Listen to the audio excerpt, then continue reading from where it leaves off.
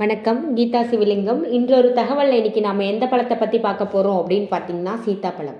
ஒரு சீத்தாப்பழத்துல ஒரு நாளுக்கு தேவையான விட்டமின் சில 25% வரை கிடைக்குது. சீத்தாப்பழத்துல கால்சியம், இரும்புச்சத்து, துத்தநாகம், மக்னீசியம், மாங்கனீஸ், பாஸ்பரஸ் அப்படிங்கிற பல தாது உப்புக்கள் நிறைஞ்சி இருக்கு. மக்னீசியம் அதிகமா இருக்கிறதுனால உடலில் உள்ள தசைகள் நல்லா சுருங்கி விரியும். இதய தசைகளுக்கு ரொம்ப நல்லது.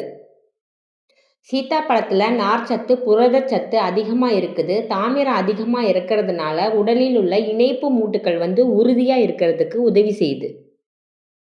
சூடான உடல்வாகு கொண்டவங்களும், சூட்டுக்கட்டி போன்ற பிரச்சனை இருக்கிறவங்களும் சீத்தாப்பழத்தை தொடர்ந்து சாப்பிட்டுட்டு வந்தா உடல் குளிர்ச்சி அடையும்.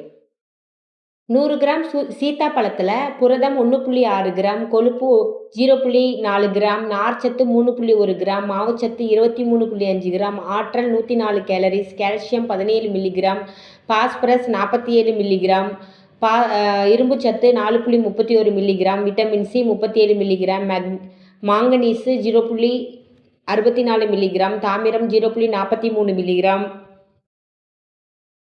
தயமின் 0.07 மில்லிகிராம், மக்னீசியம் 84 மில்லிகிராம், துத்தநாகம் 0.80 மில்லிகிராம், ரிபோஃப்ளோவின் 0.17 மில்லிகிராம்.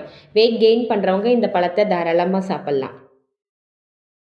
குறிப்பு பார்த்தீங்கன்னா, அதிகப்படியாக உடலில் இருக்கிற நீர்ச்சத்தை குறைக்கும் ஆற்றல் சீத்தாப்பழத்துக்கு இருக்குது. மூட்டு வலி, வயிற்றுப்போக்கு, பேதி போன்ற பிரச்சனையை சீத்தாப்பழம் குணமாக்கும். நன்றி.